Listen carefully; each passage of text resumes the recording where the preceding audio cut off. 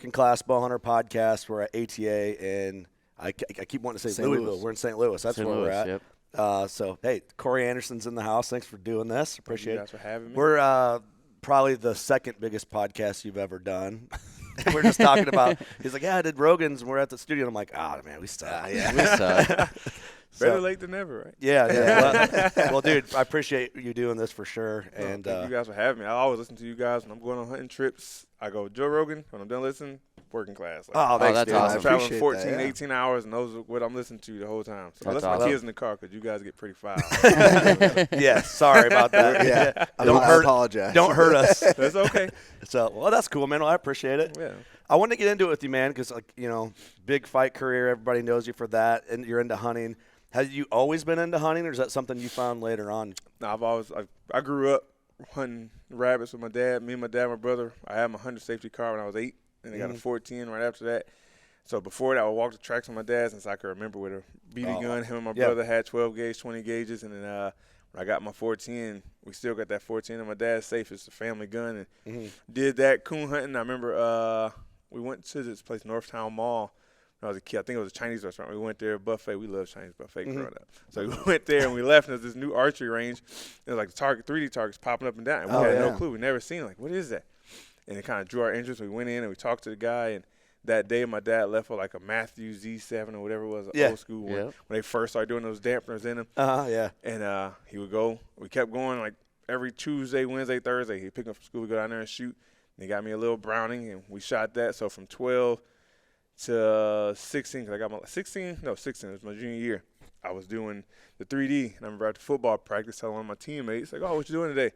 I'm about to go shoot 3D with my dad. Like, you mean like archery? Like, yeah. Like, you hunt? Like, what? Like, I hunt rabbits and stuff. Like, no, with your bows. Like, I've never done it. Yeah. Like, I'm going to pick you up in the morning. I'm going to take you. We're going to go hunting. Oh, man. So, like, I went, and my dad had a climber and everything. He bought everything, but it's never been. Yeah. And I remember going out with my buddy, Steve DeWatt. Never forget. He picked me up at like 4:30, 5 o'clock in the morning on a school day. Yeah.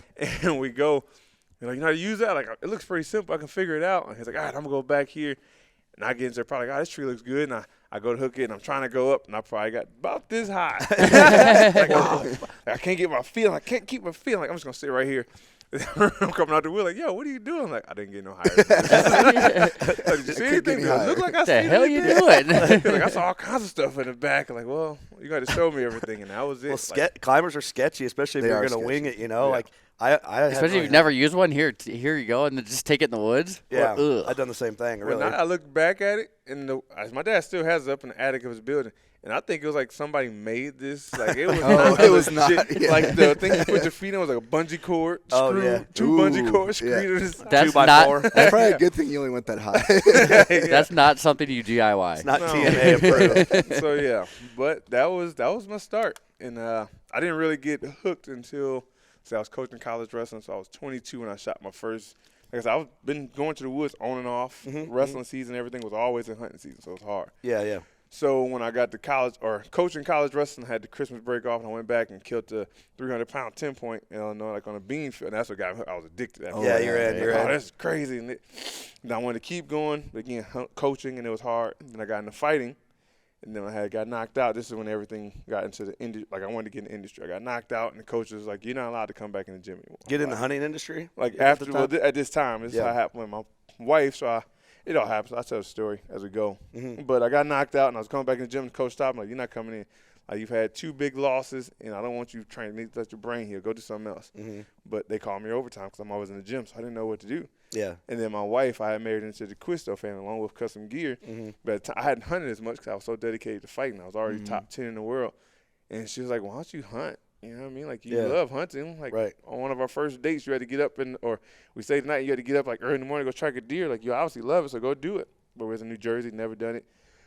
There, went and got a tree stand, got the license and everything, got my bow set up. And I remember just being that first day in the stand, like a time being so dedicated to fighting, you always thinking about practice or the fight. Right. And that knockout was a big one for me. It was like fuck, that was if I would have won, I would have probably got tired of fighting this and that. And that's all I'm thinking about in that morning as it's dark. As the sun rises, you see the squirrel, hear the squirrels and everything. I started looking and you just kind of looking around, just seeing, remembering how it is. Like, these noises going to happen, but you got to separate that squirrel noise to that slow buck walking. Oh, yeah. And then you start focusing, the birds start chirping, and you just started looking. And before you know it, it was probably like 8:30. I remember my wife texted me, like, how's it going? And I was like, damn, it's 8:30 already. I hadn't thought about the fight. I hadn't thought about nothing but just being in nature and just, I don't even know if I seen any deer. I was just so lost in being outdoors again. Yeah. Something I've been doing my whole life. And I was like, you know what? This is it. And that was October 18th, 'cause I fought the 17th, and October 19th, because the weekend after. And then I didn't go back into the gym till February 1st, because season in Jersey ended January 3rd. I hunted every single day. That's awesome. And it was just because I was so lost. It was like that was my therapy. Yeah. I remember when the first day I walked in, coach was like, yo, how you feel? Like, what you mean? Like where your mind at? Like, I really want to go back to the woods. Like, what? Like, I've been hunting my ass off. Coach, like, I had a blast. Like, so you're not even worried about the knockout? Like, man, let's get back to training. Yeah. And like, okay, we back. And I was just like a new Corey, everything. That's awesome. Something else to focus on other than just fighting. Yeah. So a lot of people don't get that. Like, if you out in the woods is kind of like therapy. Exactly. They don't. It is, yeah. It really is. It's I Kinda don't know. like I the feel reset like button. it's easy if you've always hunted. Like I've always been. It's like you can take it for granted a little bit for Mm-hmm. what it does for you, but you feel after seasons closed and you haven't hunted for a while, you kind of like your mental. You have like the mental urge to like clear everything off. It's Oh, like yeah, a reset. It's a especially- format button. Especially when we go into winter, because then you just sit inside all Yeah, day then and you're you're like, stuck inside, yeah. Yeah, I just definitely. want to be outside in the woods. So, 'cause I always thought about that too. With your fighting and like I know, like I don't know firsthand how much, I know you got to train your ass off and do all that, but I was like, man, to try and do both, like, and dedicate to it, like hunting and fighting, to me would be like impossible. It's almost impossible. It's hard. It's but almost impossible. They go hand in hand. Like I was telling Lancaster, I did a little thing with them. If I don't train 6 days a week, 2-3 times a day, like it's my job, dedicated for when the fight come, I won't be prepared. And the same thing goes for hunting. If I'm not scouting, shooting my bow and everything until hunting season comes, I pick my bow up that first time that deer comes, you're gonna draw back. You're gonna be like, oh shit, what eyes do I close? Shit. Am I anchoring right? And it's like Yeah. you're not sure. You feel It's off. not You're second not nature. sure. So you have to keep them going. And one thing I always say you try to find is that balance. And one thing I seen a video the other day. It's like you're gonna be super unbalanced when you want to be successful at anything. And my wife says it all the time. You gotta have balance, Corey. You do the YouTube channel all day, you train all day, but then you still try to make time for the family, play with the kids and stuff. Like those are the 3 things I have to do. Like I can't. Yeah. I'm not gonna say I'm not doing this today, or I'm not gonna play with my kids today, or I'm not training because training pays the bills. The hunting show is a little high side hustle. We get extra that pay for like the property and stuff, the taxes and all that. Right. So we have to do it all. And being a father, that's just I can't avoid that responsibility. Right, for sure. So I'm gonna be unbalanced, but I'm gonna dedicate my time to each equally. So I'm gonna be just as good at them all. The balance thing is like hard too, because like with us trying to hustle this, like we feel that you sacrifice something to put it all into something else and Right. all that. So yeah, that's like a good way to like lay that out. Like something suffers a little bit, but Sleep. yeah, Sleep, suffers, sleep, yeah. Sleep's which a big one. is the most important probably Yeah. to like be successful with the rest, or just be balanced in the rest of it. It all kind of ties together. But yeah, I always wondered that too. Like in the fight game, you're around a lot of big dog people, high status people, and you've been around them all. What's their reaction when you're like, yeah, I'm a hunter? Like, is it shock them? Because I always feel like mainstream people, I don't know what that means, but I think you kind of get what it's like hunting for a lot of them, they don't even think about it. So when I moved to New Jersey, they actually gave me the name Big Country. Oh, really? Big But I came from Illinois. Yeah. My manager I remember what he called me to this day. You need to go to New Jersey. You want to be the best. They got a team I want you to train with, Frank Yeager, those guys. Perfect style. For like, bro, I'm from the country. I can't go to New Jersey. That's what I look like out in New Jersey. Like, I can't do nothing I do there. I grew up on a farm riding dirt bikes, horses, cows. Yeah. I can't do that. Yeah. Like, brother, trust me, you'll be all right. Like, whatever. So me and my brother went out there. And I first got like, oh, what you like to do? Like, I mean, I ain't go out there like, yo, big country ass. I said something to the coach like, so you said 10? And Frank Yeager, UFC legend, to this day I talk to him. They're like, oh, 10? Because the way I say 10. Like, we don't say it like that. It's 10. Like, I say it 10. Like, no, you said 10. Like, and when I told him I was hunting, like, you hunt? Like, yeah. But they all made fun of it all the time. Like, oh, hunt They did, this, really? hunt that. I got Frank Yeager hooked up with a bow, him and Roger Matthews from Jersey Shore. So I got them hooked up with some PSC bows and was shooting whatever. Taught Frankie to shoot, come to my house and shoot and tune his boat up in the basement. Then the pandemic hit, and everything. One of our coaches owned like a pizzeria, one of the biggest pizzerias in Jersey. Yeah. And everybody was on shortage of meat. And he was like, "Oh, the price is this." I was like, "I mean, I can get you some venison. I can go out there, coach, to hook you up." Venison pizza. Like, what's That'd be up? awesome. Yeah, Like, you let me hunt your property. I'll bring you the deer. We split the meat. Like, no, my wife will kill me if I let you hunt. Come on, coach. Like, you in a meat shortage. You need it, don't Yeah, you? I'm your boy. But then after that, everybody was like, "Yo, I want to go out, Frankie." Like, I want to go out with you sometime. Everybody like, I want to learn. So since I've been in Jersey, I've probably, 4 or 5 different people I done got set up from never shooting the bow, setting up, shooting tag, whatever it is, and get them out in the woods and kill the deer. that's awesome. That's awesome. Yeah. That's really cool. I always think about that. You know, when you see someone that is mixed up, like, and they hunt, like, what's the perception of other people? Because we see it a little bit, but we're from Illinois and Iowa. Like, Right. that's common. Yeah. You know, most people know. But, you know, especially, like, you go to, like, the big cities for fights. You know, if they find, obviously you're passionate about it, they're going to hear about it. It's going to come up in conversation sooner or later. It's like, what's their reaction about it? It's kind of mind blowing too. Like in airports, you know, you sit down at a bar somewhere and like, oh, well, what are you doing here making small talk? Oh, we do a bow hunting podcast. Kind of like, What the hell? what the hell? Yeah. Yeah. Finally got the camo vest and just sitting near that guy. Yeah. What beer you drinking, dude? I remember after I did my first black bear hunt in Vancouver Island, Mhm. so I just got picked up by this supplement company, and so again, New Jersey company, and they just foreign hunting. So like I've been to this before this happened. I went to a barbecue, like a company barbecue, with these 2 people, and they ate like 8 burgers, like bodybuilders, just smashing. Him and his wife smashing burgers. So I posted black bear, and she actually commented on my post, like, of me eating the meat. She go, "My God, I can't believe you would kill a black bear and eat it." And I was like, "You do realize that barbecue was that you ate 8 cows, like 8 burgers from a cow." Yeah. Like, it's the same thing. And the next day, the owner of the company called me, like, I just fired him. Like, her and her husband both gone. Like, Oh, no kidding. Like, I would Wow. not let somebody disrespect somebody, especially as dumb of a statement as that she's not realized she's paying for Oh, meat to damn. slaughter, and you get it the healthy way. And when I got home, like, I want you to bring me some venison, and I'm going to do a post eating the venison you cook. Like, Oh, that's just to cool. show, like, a shout out for me. Like, Yeah, yeah. I eat it too. Like, you eat it, so we're not gonna judge one of our team members. That was dope. I'm still with that team to this day, and they like family. Like, Dude, That's that's awesome. cool. Great I, company. I thought Yeah. it was going to go where the supplement company didn't understand it and had an issue with you killing the bears, where I thought it Yes, was going to that- go. Because unfortunately, that's a common layout Yeah. that you see, especially like big. Well, they don't want to touch it. A lot of companies are scared of that stuff. It's too, for some people, it's controversial. You can't post anything like that on TikTok. You No. can't, you No, know, it's- other I companies. just got on TikTok. That shit's horrible, bro. I just I cleaned can't out my post phone. anything Going- like, it's against guidelines. Like, what are the guidelines? I've been trying to find it. Like, what is the guidelines? What is the guideline? Yeah, everything you're about, you can't post it. I was like, why did I even start this? Everybody, Can you "Oh, post should do fight clips on it." TikTok? Yeah, you can do that. So you can post clips of people getting Well, knocked out. that's the Because thing. I see people do. I don't use TikTok for fighting. I use it only for the hunting yeah, outdoors. yeah, So my mind is, I can only fight for so long, but I can hunt the rest of my life. So I'm trying to For build sure. my brand in hunting. for sure. No, I love it, dude. I love it. But do you think you would love hunting the same if it wasn't for fighting? I think so. I mean, it's always been something, like I said, growing up. I don't know if I would ever got into the archery as much, like bow hunting, but growing up, that was just something we did every Saturday in the winter. It was rabbit hunting, coon hunting, whatever it is, walking the track. Yeah. And in the summertime, we load the boat up and go fishing. I was like, my dad had a riffing company. We worked all week long with him. Like, that was it. And Saturday morning, if we didn't have a job site, we wake up and the boat was hooked up. Or Yeah, yeah. he woke up and he got the guns. Like, y'all want to go? I got the beagles loaded. Let's go. Like, all right, cool. Yeah. Yeah. Sunday we go to church. It's just a ritual. It's a family thing. Like, to this day, my dad, I try to invite him out to get on my properties now and get him some deer. Just so busy. Yeah, It's yeah. just hard.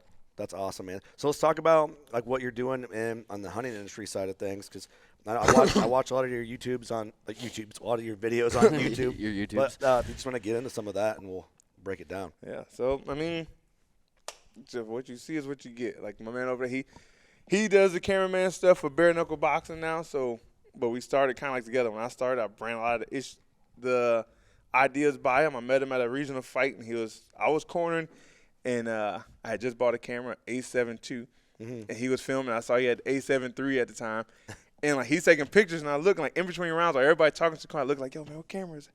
And I started asking him questions like, yo, so how do you do it? And he like put me on like how to use it, and so I pretty much, like, to this day, I still do everything myself. I'm a one-man band. I hunt, I film, I scout, I edit, I do all the posting, everything myself. It's hard. Yeah. Like, that's That's the a lot of work. unbalance of it. It's a lot of work, yeah. But I'm dedicated to it. Like, I had it at first. I finally just made a decision last week. I'm not going to do every week post. Because before, every Sunday, I was going to have an episode. Whether it's hunting, whether it's scouting, whether it's a product review, something. So when you training 2-3 times a day, I got to drive to the gym and come home. I'm getting up early, training, come home. And then I got to have family time. The kids go to bed like 8:39. People want to do podcasts. Like, all right, do the podcast after These damn podcasts. podcasts. I was like, I'm on Zoom or whatever. My wife come like, be quiet. I'm trying to put the kids down. Like, I'm sorry. And then, like, so you coming to bed? Like, no, I got to go out and build some arrows. I got to go out and fix somebody's bow. Or I got to go out and do this review. Lancaster sent me some stuff. Or Black Eagle just sent me this. And Revolut, they sending me these products. And I'm out there till 1, 2 o'clock in the morning filming, self-filming, grabbing lights, move the camera on. Put it from the ceiling. Put the GoPro. I got 3 cameras. I'm roaming everything by myself with no help. With no help. By myself. Yeah. Then it's over said and done. And look, it's like 2:30. Shit, I gotta get up. I gotta get up in an hour. I still gotta get up. My alarm goes off at 6:37. Or the kids come in at 5. I get up and ice bath, do my Bible reading, to the gym, come home. Now midday, kids taking that. I'm trying to edit a little bit. You know, I do a little bit of editing just to get it started. Just get the template, all the videos in Premiere. And I come back and cut them, and then. If I got time, drive down to the property an hour. And scout. You know what I mean? Or go to it's never ending. Yeah, but that's just my determination, dedication. So I love hire somebody. I don't trust nobody. I know. I trust he's over there. He's like, no, my man. That's the only person I trust. Like I tell anybody, like Nick, my kids call him Uncle Nick. Like he can come to my house whenever. That's my man's. Like I'll be out of town. He need to come grab something. Come by. Yeah. My wife and kids love him. I'm on FaceTime. Like, I want to see Uncle Nick. That's my man's over there. And like I said, I made a post the other day how I started 5 years ago. And he commented like, bro, we had so many what ifs like in the basement. Like we was in a small basement in my house in New Jersey and just like, what if we put a light here? What if this? And he's like, what if one day like I can full time take photos for like fighting and you can actually like blow up and it's like, I think we can do it. Now 5 years later, he's like the main camera guy for bare knuckle boxing. And I'm just running at this, still trucking away and just getting the sponsors.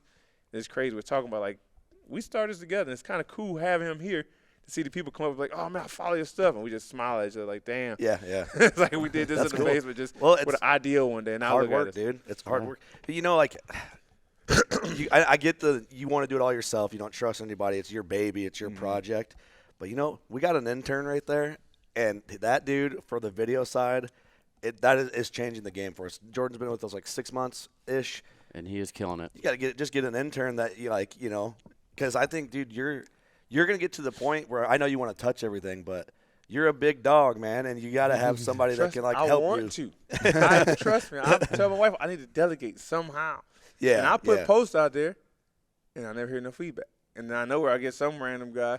There's one guy that reached out, and I've seen some of his work. It's pretty decent, but he doesn't live close. Yeah, right. That's a problem. I have to fly him or travel all the time. Like, I need somebody. Like, my neighbor's son, he does film and everything and pictures. It's like, he doesn't understand the lighting and all that. Yeah, he's young. Just graduated high school. So it's cool to help him, and I throw him some cash. But, like, I look at this stuff, and I'm looking like, he just don't get the lighting. Or, I don't see the details in what I was trying to capture. He'll get there. That's tough, too. Like, yeah, I get it. You know, you want it to be done a certain way.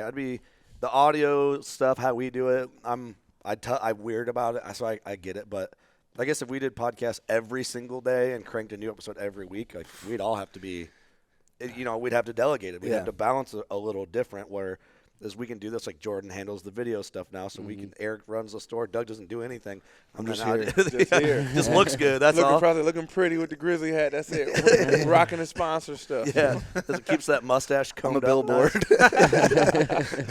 It's tough work. Yeah, it's tough work. But I get it. I completely get it. But man, I think in time you'd be like, that's the best thing I've ever done. If I found somebody close, I would do it 100%. That's the thing. It's like, I can only make it up on a weekend. Like, okay, that weekend. And I got to tell you, I coach college wrestling too. So when I'm not training, I'm on the road. Coach. What don't you do? That's the reason why they call me overtime. That's the problem. I don't know how to sit still. You're just always rocking. It's like you're always working. The name used to be 25-8. It's like if everybody's going 24/7, Corey's going 25-8. And that was it. Beefing 25-8. Then it got voted the number 2 worst name in MMA, and my coaches was like, we got to change that. And then Frank Yeager was like, overtime. It's the same thing. Yeah. But I got my hands in so many things. It's like I take care of like cutting the grass. Anything wrong fixing it, I do it all myself. Yeah. My wife like, time is money. We can pay for somebody to do it. Like, why? I can fix it. I got it. Yeah. Why would you pay somebody? You don't have time. Like, I'll make time. Yeah. Yeah. So I get it. I see. I mean, that's why you're successful because you're doing it and you're doing it right and you're dedicated. So it makes sense, and no one's going to tell you not to. Well, first of all, who's going to tell you can't do something? Like, Right. It's like, hey, dude, I don't want any problems. You just do it. I just advise you. I can't tell you, but I can give you some advice. Yeah, it's like, hey, listen, fuck me, right? I can't say anything to you, right? But yeah, I don't know. It's cool to see. Like, I like that you're in it. As people know when they consume your content or watch your video, it's you. It's all you. So I think that's cooler for a listener or a viewer or whatever to kind of like be related to your brand. Like, I had somebody tell us yesterday, why don't you drop ship all your merch through your store? Right. Like, we could do that, but I think something's kind of cool that you handle all the I like merch handling it myself and making sure that it's right, It's packaging right. it, shipping it. Like, it's different. Like, when you order like merch through us, it's from us. From us. It's not being drop shipped from it's wherever. not stored in a warehouse and Yeah. or whatever. There's an efficiency thing. That's what their suggestion was. Like, oh, you do better if you did this. And I But get maybe another thing is like I said, being relatable to the everyday hunter. It's like another thing. People say, oh, you should go to this guide service. I tell you, I'll never pay for a hunt. I Yeah. still knock on doors. And Yeah. I don't tell them who I am. People are like, oh, you don't tell them? No. I'm not going to just say I'm Corey Anderson, I live up the road, or I'm Corey Anderson, I'm in town. And I get no's all the time. I'm sure if I told them, oh, I'm a UFC fighter, or this and this, they'll probably give me permission. But yeah. I show it all. Like, I shoot those, I miss those, and I put them on episodes. Like, Yeah. I let everybody know this is as real as it comes. Like, my guy called one take, make Nick, because I don't do recuts. If I stutter or say something, like, keep it going. I'm just going to put it in the episode. Like, just redo it. Like, nah, it's real That's as cool. it comes. I don't fabricate. I don't That's script. awesome. I like It's that. like, You put kind of the operate. camera, I'm gone. Let's go. Yeah, you kind of operate. Well, I mean, our podcast, it's easier to be just like say whatever, roll however. But I respect that. I think that's cool. Be yourself, yeah. Yeah, but that's the thing. That's what I want. I want the everyday hunter, especially it started more like I realized there wasn't a lot of African Americans in it. I was at the bow shop one day and a guy came up, like I said, seeing a professional fight, like, wait, you're Corey Anderson. What are you doing here? I was like, I hunt too. He's like, really? Like, yeah. And I was like, I'm going to start a channel just to show a different light because everybody know me as a fighter. Yeah. Yep. Nobody know me as a hunter. It's like, yeah, I get people to hit me up all the time. Oh, I got a ranch. You can come out here. Yeah. I'm like, I'd rather just public land, or I bought my own private land. I got 3 properties of my own, but I'm out there doing the work. I'm putting the food plots in. I'm doing the scouting. I'm hanging the tree stands. Yeah. I do everything myself. Nothing is paid out. Nothing. Yeah. But that's relatable to the everyday hunter because not everybody can afford the land. You know what I mean? I shoot the same bow for the last 2 years. I can get a new bow if I wanted to. But I love my XFs. That's what I'm shooting, Yeah. I respect that, man. That's cool. I want to be relatable. I don't want to be nothing against the guys that shoot the big deer on paid ranches and high fence. No. Hey, we'll go. Like I do veteran events. I'm doing a veteran event next week where we go to Texas and high fence because everything in Texas is high fence. But I'm not against it. But my style is I'm going to go knock on the door, hit the public land, pull my e-bike out, and go scout. Yeah. Find the Do you ever sign. have guys chase? I mean, they're not going to chase you too close, but chase you around like on public, like, I know Corey's over there. I want to meet him. Or like, do you ever have that? People run into you? One time in Jersey. Can you And sign my hat using the Like, tree? it was weird. Like I Running up on him in the dark. And you Like, go, I parked dude. in the parking lot. Nobody. They're like, oh, cool. It's supposed to. Nobody's here. And I'm probably, at this point, like 3/4 of a mile in. Here's some guy. Hey. I'm like, well, he can't be on me. Also, you hear him, like, run up. I'm like, hey. Like, you're Corey Anderson, right? I'm like, yeah. But he didn't know me as a fighting because I also have a tracking dog. So the guy that. Dude, what don't you do? I do it all. And the guy that taught me that was the same guy that taught him. But again, I trained my dog, and he was running up and just ask questions. So yeah, I see your dog, and she's killing her. She's a great dog. You do all that? Like yeah, Luke told me all about you. I didn't know you hunt this public. Like it's my first time out here. Like where did you even? I'm come trying to from? hunt it right now. I'm trying to hunt it. Like where did you You're even really come ruining from? this right now. Like I said, I do everything. Like, Yeah, I guess. I don't know what else we're gonna find out. Like, One thing I don't do is soccer. I hate running. I don't play soccer, but everything else I'm cool with. That was very specific. Like, It the one thing was. you don't do is soccer, so you got everything else covered. I did roller hockey. I did inline skate. I did skateboarding, dirt biking, football. I tried to do everything growing up. I played just about every sport. Just not I soccer. was a roofer. I was a salesman for a trucking company, wrestling coach. Yeah. Like my dad always said, why do you think my collar is always up? I never turn nothing down. That's just how I've been. You got an idea? I tried. I tried anything once. Yeah. But soccer, nope. I'm not running that hard. No soccer. Yeah, I get it. Hey, something you mentioned, I don't think this gets talked about enough, but I think people try to avoid it because it can be awkward, especially white dudes talking about, like, there's not a lot of guys in the industry at all. There's a couple. Like, Frank Archie's one of our best friends. does anybody? I don't even know how to ask the question without sounding like an ass. Say it, do you, bro. Do you ever like get any? Not no one's gonna be mean to you, I wouldn't think, but like any feeling of that, like it's All the time. it's a white country folk like- thing typically. Yes. Right. Like I said, I'm not going to do it. That's probably the scariest thing I do in my life. Really, I'm not gonna really. do it. That's the scariest thing I can do, because not only being a black person, but look at me. I would not fuck with you. 6'3", 240 pound man, and I don't smile much. So if I come knock on your door, it's a little old white lady. So my thing is I'll knock and I'll bag if it's a porch. I walk all the way off the porch or walk back so they can see like I don't have it. I'm just Yeah. And then some people they got try to crack the door like, can I help you? And I have to try to get out and they're like, no, thank you. I'm not interested. And they close the door. It's just like. I get never thought no's about that. all the time. And my wife, she hated it. Every time I tell her I'm going, she's like, I get so scared. Can you tell me where you're going? What am I going to do? Send you a pin every time I pull up to the house? Like, but you never know. It's like, Yeah. anything I guess happens. true. I never Somebody even be thought crazy. about that. I would never think of that because but I guess if you're in rural America and it's like little old ladies that you wouldn't expect it, I get that. Exactly. But yeah, I guess I never even thought about like that would be to a point could be. But like, do you ever like feel it face to face like Oh, all the besides time. that from other hunters All and the stuff? time. Really? Oh, That's crazy to especially me. like if you're on a public land, like I said, you pull up on public land and you don't see any cars there. And when you come out of somebody there, sometimes they waiting to see who it is, and they see and it's kind of like, you're like, hey, I've seen my white. I go with my white buddies and they be like, oh, hey, you see anything? And I come out by myself and like, are you on here often? Roll their window up. Yeah, they're trying to feel me out there, put it together like, oh, I got one or somebody else here. Oh yeah. It's like one of my neighbors when I first moved to Jersey, he cool as hell now. But at the time, he didn't know it was another hunter. Mm-hmm. So we all got our own little properties, but you got to cut through his to get to the public land behind my house. Mm-hmm. And luckily I had a cop with me that night. I remember he was out there drinking, and a bunch of headlights came out of the garage. Like, oh, shit. And my cop boys with me. Don't worry, I got it. And they came like, yo, what you doing back there? Like, I'm hunting. They go, you hunting back here before? Like, it's my third time. He was like, you ain't shooting by the house in here, trying to stay cool. My buddy stepped up like, what's the problem? He's like, no, I just want to make sure he's legit. Like, Yeah. like I'm a cop. There's no problem. He came Yeah. out here.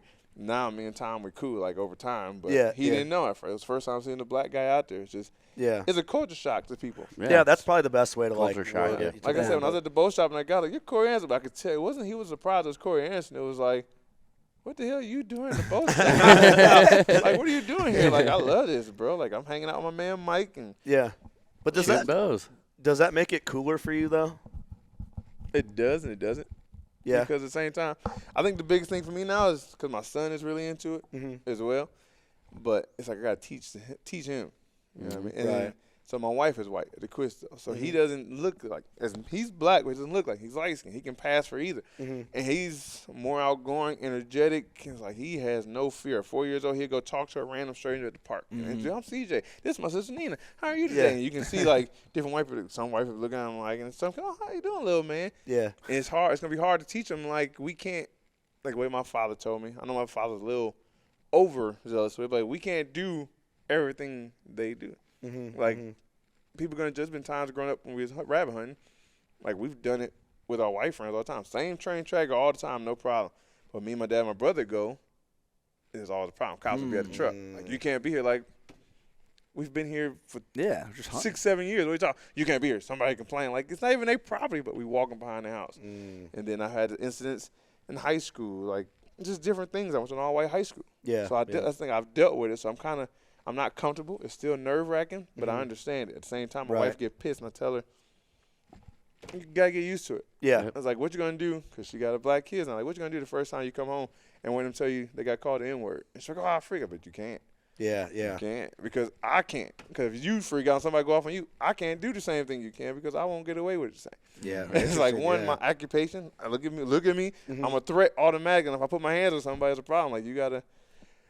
Yeah. So you don't have to take everything with a grain of salt. It's just like people won't accept me. Some people will, and it's just like I said, take it like a grain of salt. I knock on the Yeah. door. Some people you can tell they want to cuss me out and say something, but they see how big I am. They just no, we're not welcome. Close the door, and it's just like on to the next one. Yeah. Yep. You got the right attitude, and that's like, yeah, we would never don't have to experience that in this space, but it's something I've always like not thought about, but Frank, we're Yeah. good buddies with Frank, and he jokes around about it. He's got a really. Have you met Frank? Who works for Big Time. For who? For Big Time. I remember you had somebody on the show was a black. Was that Novix? Or was it black? Yeah, he worked. He used to work for Novix, but he works for Big Time. I haven't now. met him. I met Nick at Big Time. Yes, I didn't met Frank. Oh, you got to meet Frank. Yeah. Oh, he got in last night, so we'll go down and introduce you. He's the best. But he's from like Champaign, Illinois area. I think he's from like in the city of Champaign. Yep. And like similar story. Like he started hunting with some buddies and stuff like that. But he jokes around. He finds humor in it with us and cuts up with us. But I think it's cool. Like to me, I'm like that's like. It's just a neat thing. It's something you don't see a lot of. You see a lot more of it now, especially with like hunting is like hitting mainstream with Rogan and more people being aware of it. So more people are getting into it.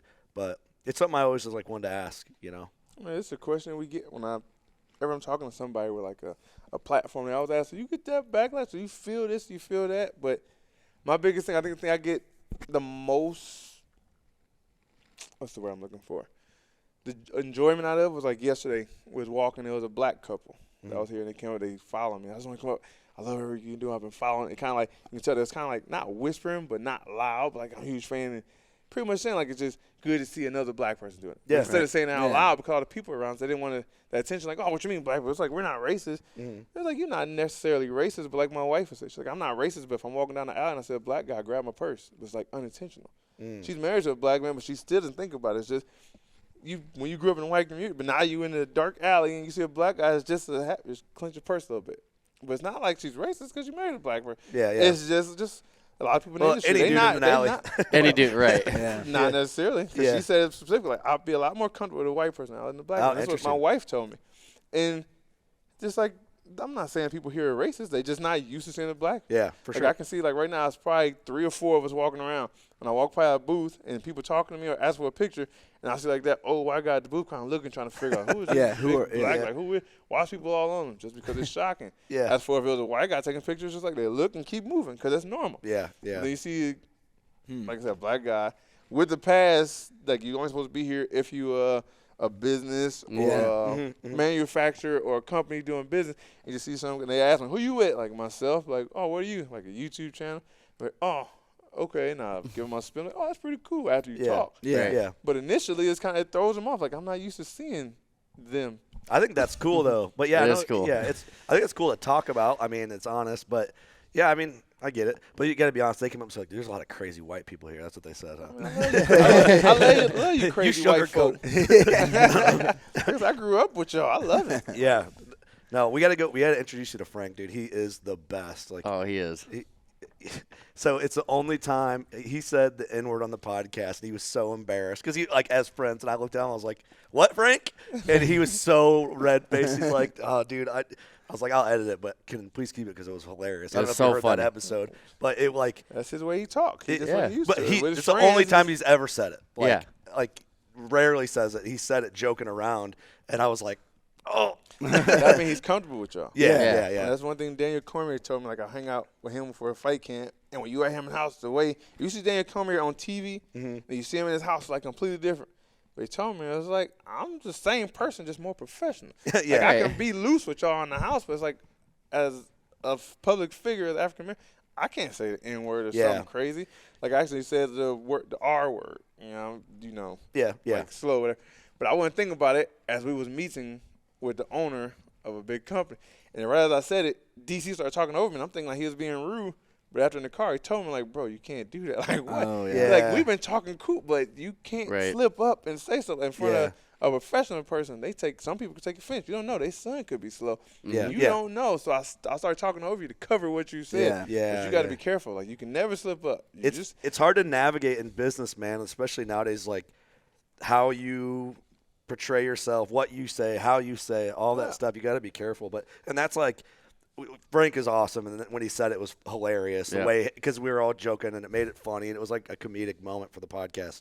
But our community in hunting is tried so far because the stereotype, right, to get away from that vibe, and so it's just not a good look. But it was funny. The podcast was funny. Yes. Like it was just a good moment. But no, I mean we can get off that topic. I just think it's cool to talk about, and I think it's neat. Like for you, I think it's cool. Like I don't give a talk about the topic. I don't. you're I'm a open captivating book, bro. figure. I'm an open book. Anything you want to talk about, I ain't never hid from shit. Yeah, You know oh, what I mean? dude, yeah, I believe you. I answer the question straightforward. My parents and my wife, they hate, like, you just say too much sometimes. But that's me. I have. Yeah. My wife says you got diarrhea at the mouth. I love it. You love don't have to know if I like you or not. You don't wonder. Because I'm going to tell you straight, like, dude, get out my face. Like, I don't like it. Or your breath smells like shit. Or it's not like I'm that guy. You got diarrhea mouth. Yeah, like, I don't care. I like that. I don't want to sugarcoat somewhere. You think, like, oh, my breath ain't that bad. Like, no, your breath smells like shit. Go brush your teeth. It's pretty bad. Go brush your teeth. Yeah. But I Go think scrub your ass. that's a good quality. I think some people have problems with those qualities, but it's better. Oh yeah. It's better if Oh, it's yeah, like for sure.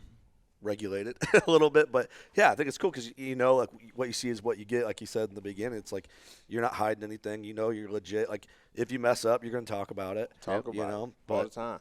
that's awesome. That happened, what was it, last year, the year before we did a Halloween hunt, me and him, and I was like, oh, they going to come out. Just since it's starting to go, Bucks finna get crazy, they going to come. And it was just weird weather. Nothing came, and the doe came in. And from further away, it looked bigger.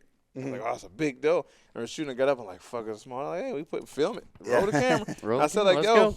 doe small, and I thought it was going to be, but guess what? It's going to eat well, veal venison, baby. Yeah. You know, Back like, straps. I could have just not put the episode out. But Yeah. no, it's like, I shot it. I'm going to kill it. I'm going to show it to the people, let them know. I make mistakes, too. Yeah. Oh, Like, yeah. I thought For for sure it was a bigger doe. From far away, 35 yards out, it was glass light. It looked bigger. Unfortunately, it wasn't. But That's guess the reality of it, and it's relatable. Still got it. Well, it's That's like it. when you Yep. used to watch, it'd be like network outdoor TV. You'd see a guy make a shot that was a fatal shot, but not a Kill shot. double long walk over there and fall over, and then, oh, here he is. Walk Yeah. up on the picture with a heart shot in it. Yeah, or just like found it right away. It's like, well, They didn't show anything in there between. could have been Yeah. 2 days in there, Yeah. and they edited it to look like it just went over there and fell over, which, I get it because that doesn't always need to be seen on the mainstream. Right. And things have changed from like the early 2000s hunting shows, but you see that, and my dad and I had a joke like, oh, if you're filming it, they die quicker. And it's just like, well, no, it's just edited to Right. make it look like it went better than what it was, like you can mess up and talk about it, and to me, I think that makes better content. I agree. You know. People relate, but the thing is just in this industry, so many people on YouTube, especially. It's like it's hard to get the traction you need to get it out there, unless it's like a big buck. And Yeah. like Yeah. the only episode I've had do really good this year was my massive 15-pointer I got. Like all the other stuff is like it's getting views, but not really getting the traction. Yeah, because the thumbnails it's hard to do a thumbnail without a big buck on it. You know Yeah, what I mean? yeah. Like, oh, it's just another doe. Oh, just another guy hunting, Yeah. Even though when I don't kill anything and post the episodes, those don't get anything because the thumbnails don't show anything. Yeah. It's not an attention grabber. It's not. But Yeah. if I go to a ranch where they got 200-something inch bucks all the way up, like post a picture of me in here, oh, I want to see how they got Yeah. it. Right. Yeah. I mean, Get they all don't the care views. where you got it. They just want to see it. Yeah. So I understand it's gonna be a hard road for me, but I'm a hard worker, so I'm gonna keep working at it. Yeah, man. And I That's think, awesome. too, like, just staying true to your content. Like, Yeah. it's like handcrafted. So I think people get attached to that more. I think so in the long run, too, because a lot of the fads of YouTube, like, come and go, and people don't realize how much work, like we talked about with, like, podcasts coming and going and hunting shows coming and going. And you see people here in the industry for a couple years, and then they're gone, and they got sizzled out. But, yeah, I think if you stick with it, you gain that, like, foundation, and then it snowballs, So, And that's the fad of anything, not just industry. Like people, oh, you should do this trend, you should do that. And I'm like, yeah, that guy, he went from 0 to 1 million subscribers or followers, whatever, Yeah. in that year. But then now it's been 2 years. Where's he at now? yeah. You don't see him. Like it's like That's yeah, crazy. he made his money for a while that year, and people was endorsing him. But in the long run, he had nothing else. Once that fad was over, what else did he have? Yeah. Right. Like yeah. when I'm just being generally me Yeah. all the time, it's like Yeah. that's gonna be me for the rest of my life. Like it's not gonna be, oh, what am I gonna feel now because I don't have anything that's gonna trend and get a bunch of clicks. I can always be me. The moment I wake up, the time I go to bed, and just film it. And eventually, I always tell people, like when I coach college wrestling, like, you can cheat and do steroids, but then when they catch you, now people aren't gonna respect you. You know? Yeah. If I just do the same meat all the way over and over and over, it might be 10, 12 years from now before I start growing. But guess what? They're gonna look back and say, dang. This guy started right there in his basement with like an Amazon camera for $35. He came this far, and it's been the same the whole time. Like he is general, organic, and honestly him. Like there's nothing fake about this Yeah, guy, right. and that'll make people stay even longer Because when I fall, ain't going to be no fall off. Like, but when you fall off, and those people like, oh, what happened to that guy? He was a one-hit wonder. You'll never be able to say that about me because I just stayed me. That's Yeah. a good keep doing way it. to think about things. Yeah, it was like transparency is just better. You don't have to like put a show on. Right. You know. There's no act. I'm no Kobe Covington. You know what I mean? Like, Right. They Yeah. said like he was going to get cut, and he started his whole persona. But now like his persona's getting him attention, but now it's like on the outside, he gets into a fight and he want to sue somebody. Like you can't talk all that trash. Yeah. It goes hand in hand. You gonna be me. If I say I'm gonna whoop your ass in person, if I see you in person, I'm gonna whoop your ass. I ain't finna talk. Get away from me. I don't have security. It's like, no. Yeah. I'm me. If I say something, I'm gonna do it. If I don't say something, I'm not gonna do it. It's Yeah. just- Yeah. That it would be exhausting. Like you imagine not like putting on like a persona. Like we walk in the door and you got to be like a whole different person. Yeah. Yeah, you're like, Like all everybody, right, I'm ready. everybody I talk to, like I can't stand Kobe. Oh, he's like the nicest person ever. Like you meet him in person, he don't do any of that. He help people out, but then get on the mic and talk all this trash, disrespect somebody's family, and they come after me. Oh, I'm suing. Like again, another loss. Another loss. Bro, like why don't you just fight him? Like go to the gym and fight him. Like no, I don't gotta sue. He broke my watch. He broke my tooth. I got brain damage. Like oh. Isn't Cam Haynes is good friends with Colby, isn't he? I don't know if he's good friends, but I know he promoted him and Trump and all that. Yeah. I mean, Yeah. I have no problem with Cam Haynes, but I just have a problem with Kobe Covington. Yeah. That's it. Like the fakeness. I don't do fake. Yeah. Right. Yeah. It's like my wife said all the time. We go places, or even if at the gym, if somebody I didn't had beef with in the gym and we got into a fight or a disagreement, and just I don't F with that person no more. Yeah. And they show up at the gym, and you know people that fake front on, like, oh hey man, how you doing this? Yeah. Like, Oh, like, yeah, what yeah. up, Corey? I just look at them like, what's wrong with you? Like that didn't happen. Like, we don't act like that didn't happen. Like, Yeah. we get along now because people are around. Like nah, I don't fuck with You don't do bro. that. Right. Yeah. I was like, that's it. Like you just not my people's. Yeah. Have you ever in the fight career? Did you ever get anybody? And I don't know how it works. I'm not obviously not in it, but like, did anyone ever be like, hey man, it'd be good if you like maybe talk some shit or Oh, like yeah. did this? UFC They try to push. told me that. They try to push That's you to do why I that. left the UFC. Before the Johnny Walker fight, because they tried to give me that fight for a year. If anybody know, I didn't fight from New Year's Eve until November 4th when I knocked Johnny Walker, and that was because all year they kept giving me the Johnny Walker fight. They kept sending me the same contract every day for 11 months straight, but the kid wasn't even ranked. And I just beat Glover Teixeira, who was number 3 in the world. So why would I beat him? Yeah. I won a title fight. Right. And why would I fight him? They called me to the office, and Hunter Campbell, who's the executive CEO or CFO, whatever, he literally sat me down and said, Mr. Anderson, I'm going to tell you straightforward right here to your face. Like, you are probably one of the best heavy 205s in the world, and you deserve a title fight. Social media is just the following isn't good. You have to go out and you got to stir up some confrontation. You got to do something. You got to get people behind you to make people want to watch you fight, because it ain't about who's the best anymore. It's about who's going to put butts in the seats. Oh, That's man. true. So you have to do something to get the media behind you. Sucks. And I tell them, like, That that's sucks to not hear. me. I'm a country dude. I don't care about making money. I want the belt. That's it. Yeah. So unfortunately, that's not the game we're in anymore.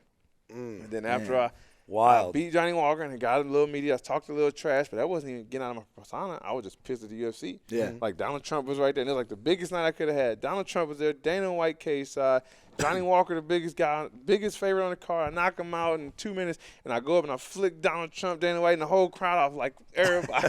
And that was just all the anger that I had from them telling me, like, in order for you to get a title fight, you got to do something big. And, like, I wasn't doing anything big. Like, I was just pissed. Like, Yeah, you were Right. just having a real like, I reaction. told Mick Maynard, the matchmaker, like, the week before I signed the contract, like, you know what, I'm going to take the fight, but it makes zero sense. Like, the kid's exciting. And they said, if he beats you, he gets a title fight. He wasn't even ranked. And I said, now, if I beat him, what happens? Nothing. Like, we're Nothing. just going to see what happens. Like, that makes sense to y'all. Like, you don't have a following. He has a huge following. And I said, it makes zero sense. Like, I'm going to tell you right now, I'm going to knock him out. I'm going to knock him down the first round. He makes no sense. And then we're going to see what happens. And they kept saying, there's no way. Everybody's, no way Corey's going to beat him, this and that. And I'm not. That's why. And I fought. Yeah, you in New beat him. It York. was violent. I trained at the gym across the street, and I was booed by the whole crowd, and he was shit, and that really pissed me off. So when I knocked him out, everybody, like, oh, Everybody like I can told get you, it. I bowed down to Dana White, and I told you I made no fucking sense. And I got fined $10,000, and No it was shit. a lot of shit. Like, I blacked out, to be honest. I had to go back and see it all, but it was just, everything that was pent up, just like Just came out at oh. once. When Yeah. you're like knocking him out, do you feel like Are you calculated? Like, do you feel present? Like, oh, I'm knocking him out. At Like, that moment, I don't remember. I remember hitting him. The last thing I remember, he had me like in a clinch. And I remember hitting him like these uppercuts. And I remember his head just going back. And I just blocked it. I heard my coach say, "Let go." And that just means just go crazy. And that's exactly. I just remember I blacked. And I remember hitting him. And the ref grabbed me. And the first thing they fined me 10,000. Like, I'm trying to still hit him. And the ref grabbed me. And I get in his face like, yeah. I remember I heard it. It was like, take your fucking time, motherfucker. And I went to like swing at him like, get the fuck. And the ref was right there. And I cut. The ref was like this tall, so I don't see him. I cut him by the back of the head and I snapped him down to the back. That was strike number 1. you got fined for that? Yes. And I went over, flicked Daniel off, and I was like, man, no fucking. And I started flicking the crowd off. That was fine number 2. I jumped on the cage and started like grinding the dance, like, yeah, mother. That was fine number 3. They sent me this thing with like 5 different things on the list. You actually made no money. Yeah, like I actually owe you money. like, yeah, like now you got to pay $10,000 fine. Like, yo, like I don't remember this. Yeah. And it was like, I put my hands on the ref, like, what? And I was like, yeah, bro, you like, go watch the replay. Like, you got to watch the foot. And I literally, when I go to swing, I catch Kevin McDonald's head with my club, and I go like that, and it pushes his head down, like, he almost, and he pops back up. Like, so you put your hand on the ref, like, but I didn't intentionally, like, Yeah, I was Right. blacked out. You were in the moment. Yeah. Like, I don't remember any of this. Like, that wasn't me. But Dude, that fight was badass. was. It's violent. I love it, dude. You're like watching, you're like, oh, fuck. like, that was, even Joe said, like, that was not, you've never seen Corey Anderson get worked up like that. Yeah. But it was just the media, and there was no way Corey's going to beat this guy. He's going to get his brain splattered. As we walking out, he's going out first, and they stop us in the tunnel, and he's probably from me to the door, and we looking at each other, and people can see him like, oh, Johnny. And the crowd started in the whole arena, MSG, packed, screaming, Johnny. And you in the crowd just looking at him, he's just smiling at you, and that's just like it's pissing you off anymore. Yeah. Oh, shit. And we stand there for like 30 minutes because Donald Trump is working his way in, so Air Force One has everything on lockdown. So for 30 minutes, I'm looking at this guy just bouncing and smiling at me while everybody's screaming his name. And it's just like, you just pissed, eating like, at you. Holy shit. I'm in there with my shirt off, and it's cold as hell, but I'm sweating. Like, I'm gonna get it. He dances his way out, and everybody cheering to Frank Sinatra, New York. And I'm like, oh, they're not even cheering for me either. And then, Dude, everything snapped. And how's it everything feel came out at walking once. out through that? Like, do you think about shit when you're walking, or you just kind of start Like I said, hitting the black like hole? I said, that one, yeah, I can't tell you. But most of the time, it's like I'm so focused. Like, I got tunnel vision, and it's 3 faces I see. My wife, my mom, my dad. Everything else, I see the hands out, and I give them the hand. But it's like I see my wife. I think it's just because she's, like, so white. Like, in that tunnel, that one little spot, it sticks out. Like, oh, that's my wife. I give her my hug, kiss, and then my mom was always next to her, and my dad give her, and then we keep going. We back to the tunnel. She just sticks out in the crowd. You know what I mean? That black dark circle, that little face. Love my little ginger booty. That's my baby. But, That's funnier than shit. That's awesome. so yeah, we get out. And after that, everything is tunnel, and then the sound is like everything is like you hear it, but it's muffled. I've always had this when I was wrestling. Like, I'm so coachable. I hear 3 things: my 2 corners, my striking coach, my ground coach, and the ref. That's it. Everything else, you hear the 10-second clapper. You hear, you ready? Let's go. But after that, it's more like once the cage closed behind me. Like, you go in, and it's like you're always nervous, but you go in, you bouncing, and you hear chink. That lock went in. I was like, oh. Here we go. Oh, shit. Like, it's another man across. He's finna kill. We both train. We both put. I'm gonna kill this dude. We gonna kill. It's like you gotta think you that crazy. It's another grown ass man. Yeah. You train. Yeah, another 8-9 assassin. weeks. This thing like I'm gonna kill this guy, but only one of us can walk out. And it's just. But it's like after that, you hear the ref, and I see the ref, you shake your head, and I hear the coach like, remember, move fast, or on the oil, or move left. Like, yes, sir, yes, sir. And it's like once you go, it's like, and even when a sold out crowd like that, I can hear my coach like, Jack. Like a lot, just like that clear. Like you can hear a pin drop. It feels like that. Mm-hmm. Coach like, Jab, all right, the shot's gonna be in. You hear it all. Crowd's going off. All you're in the background. Jab. It's like, okay, boom. It's just like you get so focused, you don't even notice it. And the craziest thing, like when you get a finish like that, well, not that one because I was blacked out. But one, like you get a finish, like I'm dropping elbows on the guy, and the rest of it, that's it. And it's like you go from like oh shit, and the lights and everything hit you like oh. Where am I? Where am I? Where'd all these people come from? I just did this on a sold out crowd, like. Oh, dude. You jump on the crowd, you point to your family, your wife is like, you just like, girl, you can't help it. Dude, but it I goes can't from like imagine. nothing to, it's like ton of vintage to like, what the? I think the craziest one was Curitiba, Brazil against Shogun Rua, UFC legend in his hometown. Yep. Sold out outdoor soccer arena. Oh, dude, that has. That shit, it was like 2 o'clock in the morning, but it's like hot as walking out. They got the walkway probably smaller than this table, and the crowd is hollering, "You holler away," which means you will die in Brazil.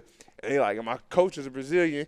They grab him, they punching him, they grab us, and it's like it's still tunnel. You just feel people jerking you, but just tunnel vision. But just feel your body get jerked. They grab you and straight like, holy shit, what the? But you just tunnel vision all the way there, like, come on. Then when it's all over and all of a sudden it open up, you realize how high it is. Like, we're trying to sit out here. Come on. I was like, put your hands up. You want? Like, no, we didn't. We're hot. Like, fuck. That shit was like crazy. Like, what the fuck did we just do? We out in the arena. That would be 2:30 in the scary. morning. Was that intimidating? Like just the Brazil culture? Like, well, the fight before that was against the Brazil. Now that one was scary because it was a small arena in the slums of Sao Paulo. Yeah. And like it was so small when they started doing that. I was the first guy to walk out, and I remember they opened the curtains like they wanted to see something, and I was sitting there bouncing, and the Brazilian crowd saw me. Like, oh, I don't know what they said, but my professor was like, oh, they know you coming now. And I was like, here, you holler away, and they all stump after they said. And the whole arena picks up, and it's a small arena, so you feel the floor just shaking underneath you, just like, every time they sound like, you, I'm like, what they saying? Like, you will die. Like,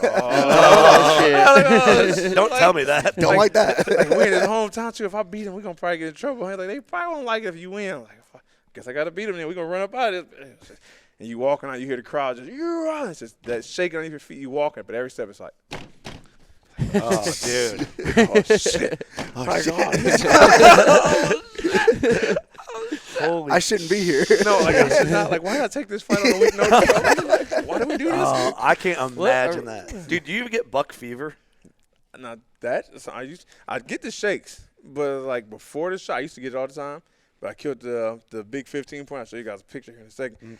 Now, destroying that, I saw it for the first time ever that morning on camera. Went out and showed the farmer. He was like, I've never seen that book. That's fucking huge.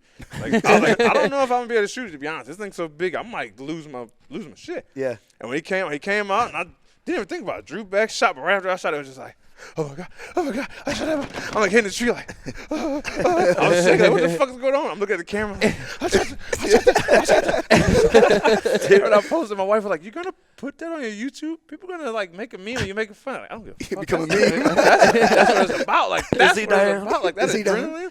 Dude, I can't.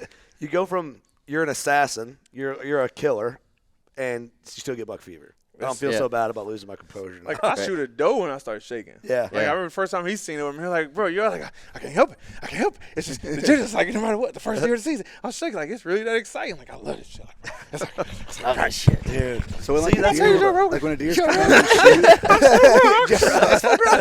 Joe Rogan. Yeah. That was a. Oh, yeah. Holy cow. Dude, you pinwheeled them, too. Yeah, I was in the stand 5 minutes. I was in the middle doing my intro, setting up my stuff, and I hear something bust out the brush. There's a doe running down the cornfield. I'm like, oh, okay.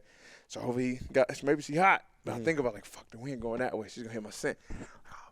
I'm not gonna be room before I even get started. So I'm like, let me get my bow. So I pull my bow up, and then she comes, she stops. You hear her stomping, and she's trying to find me. But I'm in like 3 trees in my saddle. Like I'm in the middle, so she can't see me. And I know he hear brah. He come run out. He stopped like 20 yards behind some deadfall, looking dead at her.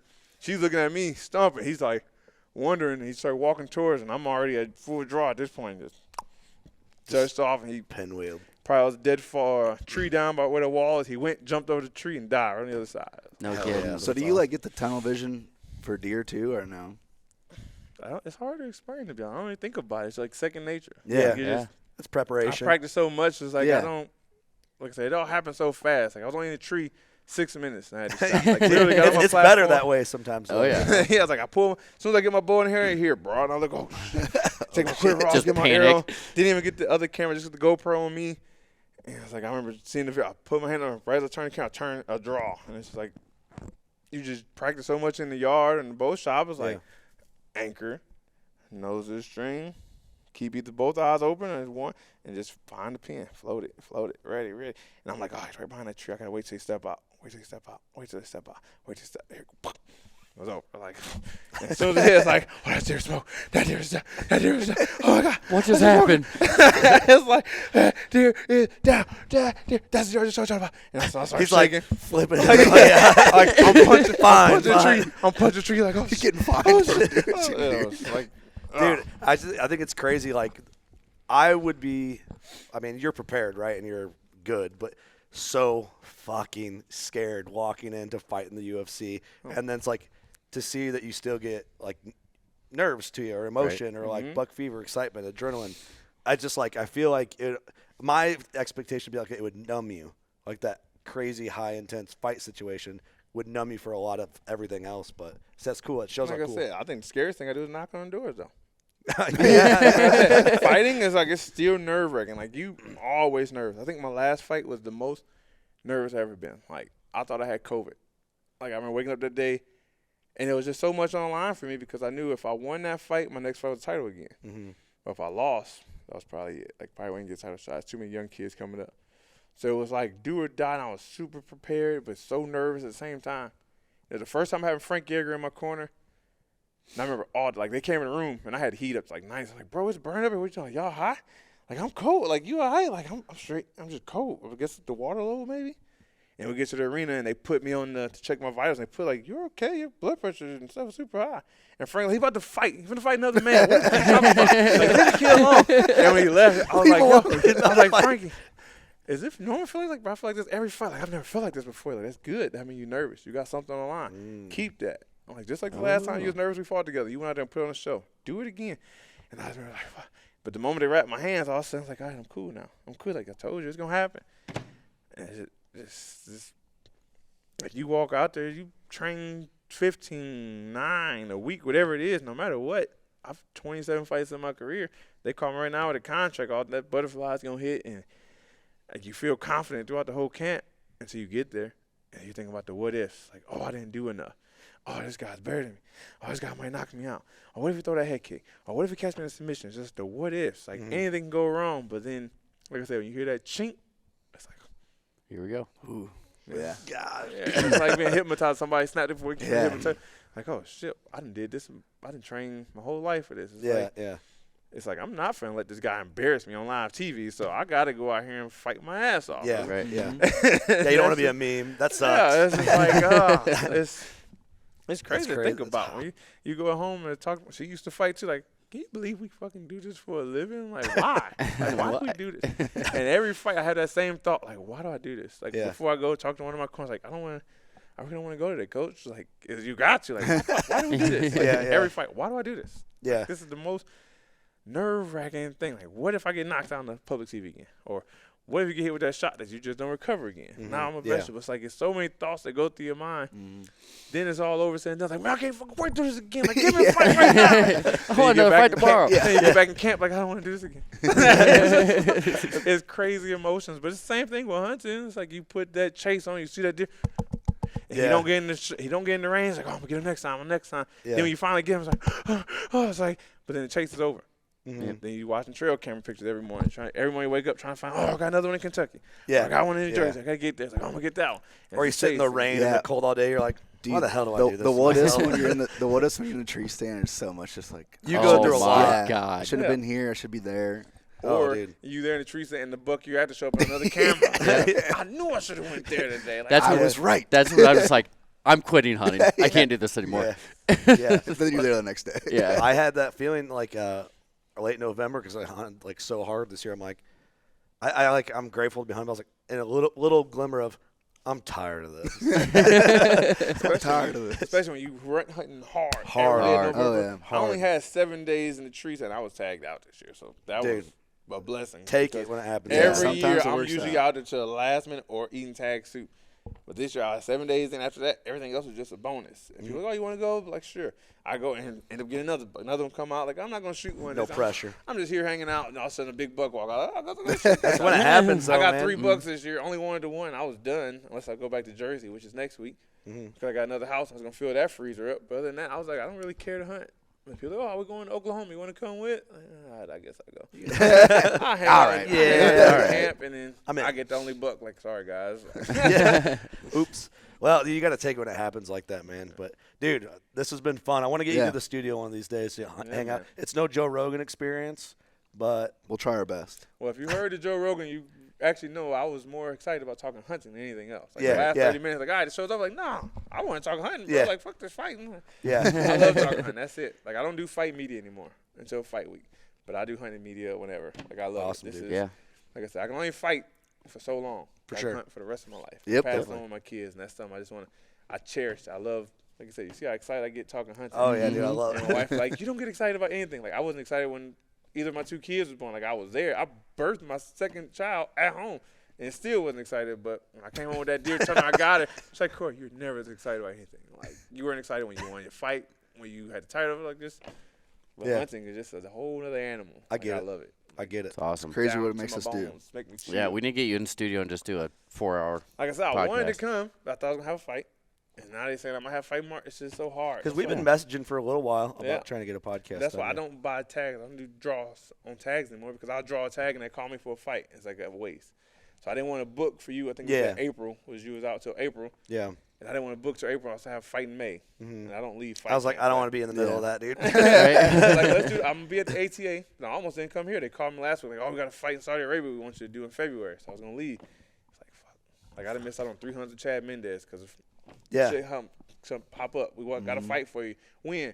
And it's the day after the hunt with Pat with Chad. Like I called Chad like, Chad, sorry, bro. I got to do it again. He hasn't called me in like 2 years. I canceled 3 hunts on him. Now he hasn't called me in like 2 years. Like, my bad. Like, I He get knows it. what you're doing. Yeah. You know? But he said, like, I understand it. Make your money, man. I Yeah. asked him, like, how do you do it?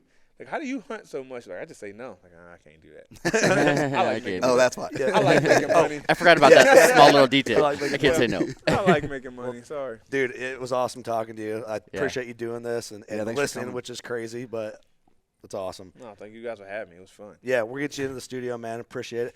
Where can people find you? All right, All you your can hunting check me out on Instagram on Outdoors with Overtime. I think the same thing on TikTok. That's new, but you can check the stuff out on YouTube, Outdoors with Overtime as well.